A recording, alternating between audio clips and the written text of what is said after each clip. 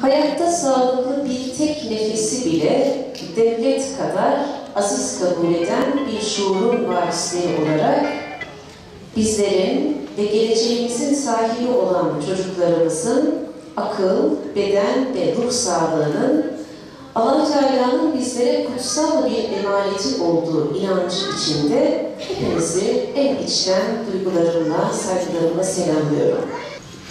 Her milletin kendi ailesine verdiği değer kadar ancak gelecekten hak sahibi olabileceğine inanıyorum. Aksi takdirde bir devlet, bir millet ne kadar hızlı bir büyüme göstermiş olsa da aileye, kadına değer vermeyen bir toplum tıpkı kibrit alevinin alevlenmesi gibi çabucak parlasa da çabucak sönmeye mahkumdur değerli kardeşlerim. Biz çocuk yetiştiriyoruz ailede. Gelecek onların eline verilecek, onlara teslim edeceğiz.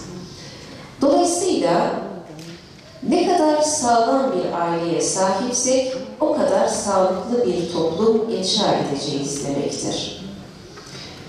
Domino taşları gibi aile üyeleri birbirini etkiler. Eşler birbirini etkiler. Bakın uzun süre evlilikleri olan karı kocalar bir müddet sonra birbirlerine çok benzerler. Ve söylenir bu. Siyasi liderler açısından da medyada da yer alır. Birbirine çok benziyor. Aslında bu benzerlik fiziki bir benzerlik değildir. Psikolojide Michelangelo fenomeni dediğimiz bir hadise bu.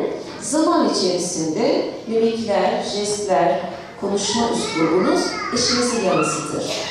Davranışlarınız da aynı şekilde. Çocuklar da tabii bundan pay alıyor.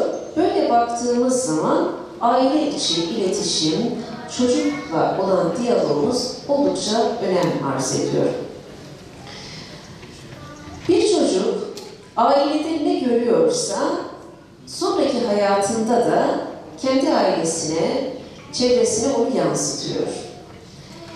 Yani biz anne babalarımızı ne kadar tenkit edersek edelim değerli kardeşlerim, farkında olmadan taklit ederiz. Şiddet gören bir annenin babanın evladının çocuğuna şiddet göstermesi çok sıra dışı bir şey değil. İhtimaller dahilinde, çok yüksek bir oranda ihtimal dahilinde. Ve böyle mi olması gerekiyor? Bu işin farklı bir tarafı. Yani biz ne gördüysek onu mu uygulamalıyız? Değil mi?